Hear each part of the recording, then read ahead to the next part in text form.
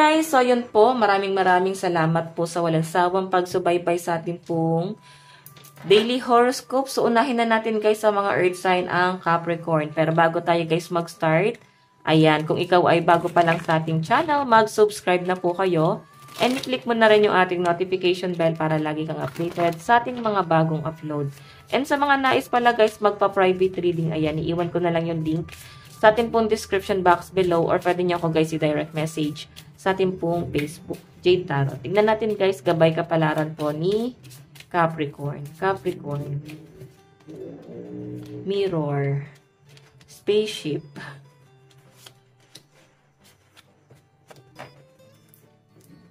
So, may pinapakita sa akin dito guys, may nabago. Pwede nagkaroon guys ng mga... So, nakikita ko kasi guys, maring makaka-feel ka ng lungkot ngayon. Okay ka naman, wala naman kakaiba, pero parang bigla mo guys mararamdaman or bigla kang makakaramdam ng lungkot. So, sa pinapakita sa akin guys, ayan, ayaw nyo na rin guys ng gulo or ayaw nyo na guys madamay pa sa gulo ng ibang tao, ayaw nyo na guys mag-isip ng negative. I know, it's time for healing. So, ngayon guys, nasa healing process ka na and hindi ka na guys natatakot na gumalaw kasi sa pinapakita sa akin dito, malaya mo na guys na nagagawa yung mga bagay na gusto mo. And especially guys, ayan, mas magiging confident ka raw ngayong araw. Kahit na guys may imperfection, yayakapin mo yung imperfection na yon, okay? So, confident ka sa lahat ng aspeto ngayong araw. And parang sa pinapakita rin sa akin guys, medyo doubt ka na rin guys sa connection mo sa ibang tao na nakaalitan mo. Pwede kasi guys na magkakaalitan, tas magkakabate. Parang nananawa yung mga Capricorn sa ganong paulit-ulit na sitwasyon. Okay, pwede naman to guys sa relationship. Kasi parang ito guys ikaw yung tipo ng tao na mabilis ka magpatawad pero sa totoo lang guys, hindi na mabubura sa isip nyo yung mga nangyari sa past. Okay, so guys, lucky number mo 4, 43, and 30. Tignan natin pagdating sa love life ni Capricorn. Love life po ni Capricorn. So guys, meron tayong judgment. Ayan, madaming tukso. Meron kayo guys isang tao na gustong-gusto mo talaga pero hindi mo talaga guys maiwasan na matukso or siguro kasi good looking ka. Maraming nagkakagusto sa inyo. Maraming lumalapit sa inyo. So, may distraction, okay? And may pinapakita sa akin dito guys, siguro yung tukso na lumalapit sa inyo is hindi naman siguro guys ibang tao, pwedeng sa ibang bagay, pwedeng sa trabaho, maraming opportunity na dumarating sa inyo and masaya ka sa naabot mo, masaya ka sa na-achieve mo. Pero guys, ito I think merong insecurity yung person mo. Hindi siya natutuwa na nagiging successful or nagkakaroon ng successful sa buhay mo nang hindi sa kanya galing. So, medyo greed itong taong to guys. Ayan kasi ang gusto niya guys makita is yung tulong niya lang. Kaya parang nadidisappoint itong person na to. Nakaka-feel siya ng lungkot dito. Okay? So, yung iba naman sa inyo guys, sa pinapakita sa akin sa love life mo, parang meron kang pagpipilian dito. Mahal mo naman yung person mo, pero siguro meron kang ibang meron kang ibang bagay na hindi mo guys kayang talikuran dahil dito sa taong to. Okay? So, tignan pa natin guys, pagdating naman po sa inyong, or pwedeng person mo to guys, mahal ka naman ng person mo pero hindi niya kayang talikuran yung opportunity na dumarating sa kanya. Pagdating naman guys sa inyong pera at trabaho, diba yan tinat po. Kakasabi ko lang. Diba, kakasabi ko lang guys, may opportunity na dumarating sa inyo. Napakagandang blessing nito, Capricorn. Pero, nalalagay ka sa alanganin ngayon. 10 of Swords. Siguro guys, that maraming opportunity dumarating sa inyo. So, parang sabay-sabay dumarating sa inyo. Naguguluhan ng mga Capricorn. O yung iba sa inyo guys, maaaring nagkakaroon ka ng problema pagdating sa source of income. Like, dati kasi guys, malakas ka kumita. Maganda yung daloy ng pera mo. Pero ngayon kasi guys, ang laki ng pagbabago nangyayari. Parang feeling nyo, hindi na siya guys ganun ka hindi na siya guys ganun ka stable. Pwedeng ganun. Kasi nasa conflict ka na Okay? So, parang kailangan ng mga Capricorn dito is mag-isip ng mga bagong idea. Pwedeng, ano pa ba yung mga kailangan mong i-market? Ganon. Tignan po natin. Advice. Nasa ba yung card? Advice. So, guys, meron tayong mystery. Okay? Revelation, discovery, secrets, and unveil. Parang ano ka ngayon, undecided. Maaring ngayong araw, may mga magugulo na paparating or baka may bigla ang gastos or may mga taong nagdedemand sa inyo ng pera. Pwedeng ganyan. Kaya parang ang mga Capricorn gusto mo na guys manahimik kasi talagang meron kang pinagdalaanan ng pera guys. Okay, so Capricorn, ito lang po ang inyong reading. Maraming salamat po. Bye-bye. Hi Taurus, kumusta po kayo guys? Okay, so Taurus, tignan po natin gabay kapalaran mo.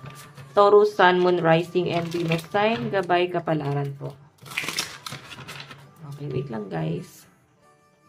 Gabay kapalaran po ni Taurus.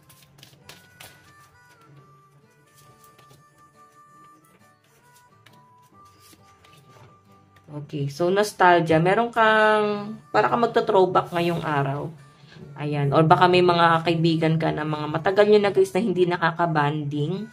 Ayan. Baka may banding dito guys. Tapos parang nagre-reminisce kayo Taurus sa past. Parang napag-uusapan nyo yung mga kaganapan sa past. And sa pinapakita sa akin dito guys, ang laki na rin guys ang pagbabago lalo na sa pangangatawan. Kasi pwedeng matagal kayo guys hindi nagkita. Parang kino-question siguro, nangyari sa'yo dati ganito ka lang kaliit ngayon. Ayan. Baka mas magiging conscious ang mga Taurus ngayon lalo na sa kanilang pangangatawan. So sa pinapakita sa akin Taurus, baka magiging ano ka ngayon, health conscious. Ganun. Baka mag-exercise ka na, sisimulan nyo na guys yung pagbabago. Pero yung iba kasi guys, okay lang eh. Parang yun din naman yung gusto nyo. Okay, so sa pinapakita sa akin dito guys, ayan, may mga nagmi-mirror. So, ikaw yung tipo ng tao ngayon, kung anong man ang gagawin sa inyo guys ng kapwa mo, gagawin mo rin sa kanila guys. Kung mabuti sila guys, ayan, ititreat nyo sila guys ng maayos. Okay, napakaganda naman Taurus kasi, ayun no, sun, paint the sun back into your sky. So, sun kasi guys sa tarot is napakaganda.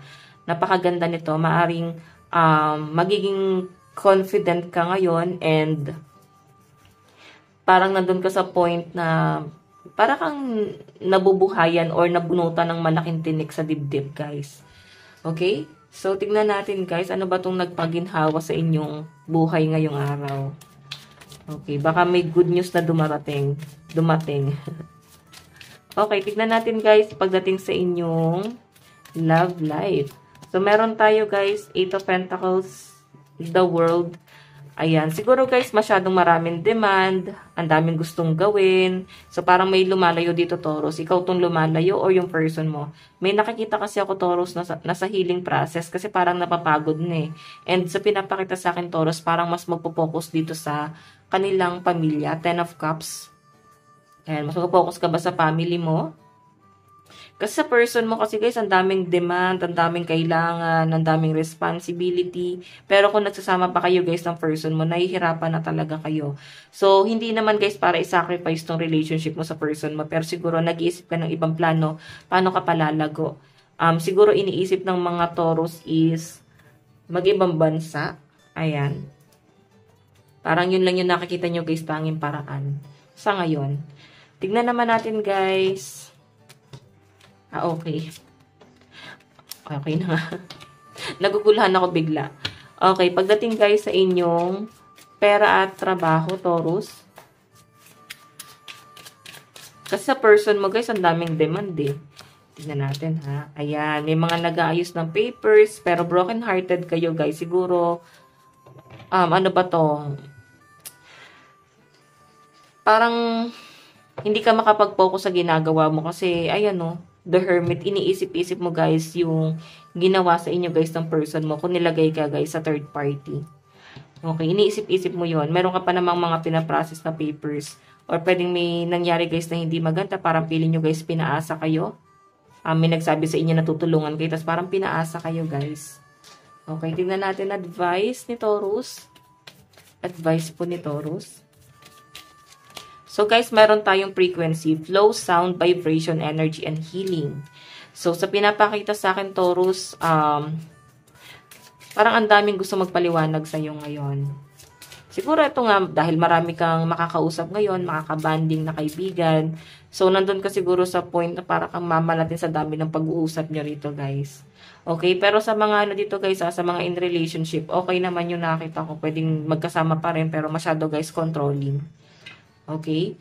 So, Taurus, ito lang po ang inyong reading. Maraming salamat po. Bye-bye. Hi Virgo, kumusta po kayo guys? Okay, so Virgo, maraming salamat po sa walang sawang pagsubaybay sa atin pong daily horoscope. So, tignan natin guys. Gabay kapalaran mo, Taurus. Taurus ko rin. Baka Taurus yung first. Virgo. Virgo, Sun, Moon, Rising, and Venus sign. Gabay kapalaran po ni Virgo. Okay, so guys, meron tayong Sun, paint the sun back into your sky. Okay, meron tayong red, forgive. And which justice is coming. So, sa pinapakita sa akin dito, guys, ayan, kung mabuti ang inyong itinanim, mabuti rin, guys, ang inyong aanihin. Pero kung meron kayong nagawang kasamaan or naging masama kayo, guys, may nasaktan kayong ibang tao, ayan, guys, so justice is coming. So, expect na, guys, na may good karma and bad karma na paparating daw po ngayon. Okay? So, may nakakita ko, guys, na kung ikaw daw yung nagawa ng masama, ayan, forgive. So, guys, ito ha, kung ikaw yung nagawa ng masama, siguro kailangan guys is magpatawad ka na. Hindi naman to guys pagpapatawad para, di ba, para obligahin mo yung sarili mo na tanggapin ulit sa buhay mo. So, nagpatawad ka kahit hindi na sila guys yung humingi ng tawad. Pinatawad mo na lang guys is para sa peace of mind mo. Peace of mind. Ayan. So, ayan guys, sa pinapakita sa akin, para hindi ka na rin guys mag-worry, mag-isip pa guys ng mga negative sa pinapakita sa akin dito. Tingnan po natin pagdating sa love life ni Virgo. Virgo, Sun, Moon, Rising, and Venus sign. Pagdating sa love life. The Empress. Meron ako nakakita Virgo na pregnancy.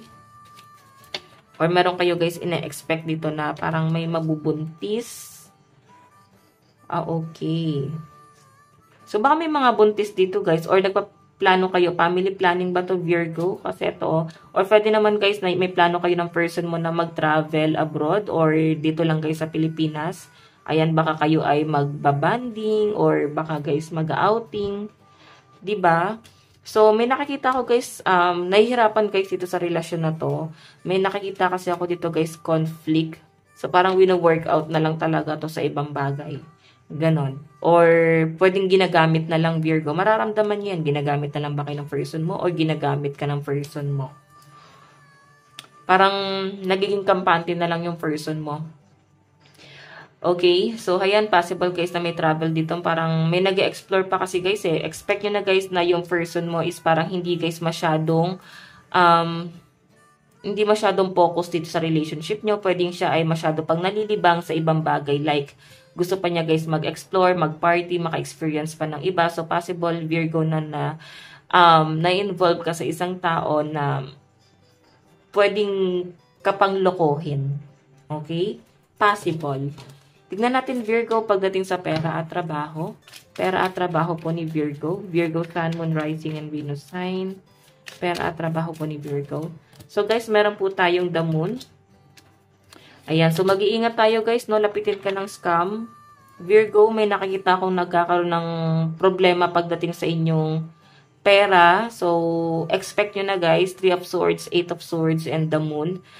Nagkakaroon guys ng ano dito, problema. Pwedeng down ka ngayon, marami ka bang bayarin.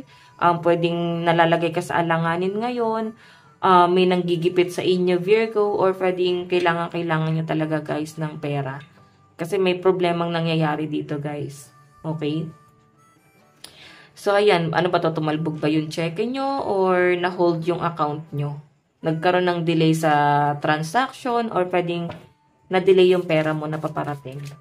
Okay? So, ayan. Ingat tayo, guys, sa mga transaction, no? Pwedeng magiging problema mo kasi ito, eh. Tignan natin, guys. Advice. Advice po ni Virgo. So guys, meron po tayong there's hold, perception, surrender, dissolve, and illusion. So siguro guys, sa pinapakita sa akin, para kang lutang talaga, or parang, alam mo yon, Basta para kang lutang ngayong araw, guys. Ang daming nangyayari dito. Pwede kasi guys na ito ha, may mali ka bang nagawa sa ibang tao. Kasi guys, ito may karma na paparating sa inyo. Pero kung mabuti naman nga guys ang nagawa nyo is good karma tong paparating na to. Pwedeng i-reverse nyo to guys, energy na to. Pwedeng itong may naghihirap sa pera, hindi naman kayo. Pwedeng ibang tao yan na cross-watcher na nanonood ngayon. Pwedeng sila to guys nakaka-experience ng kahirapan sa pera ngayon. Okay, so Virgo, ito lang po ang inyong reading. Maraming salamat po. Bye-bye!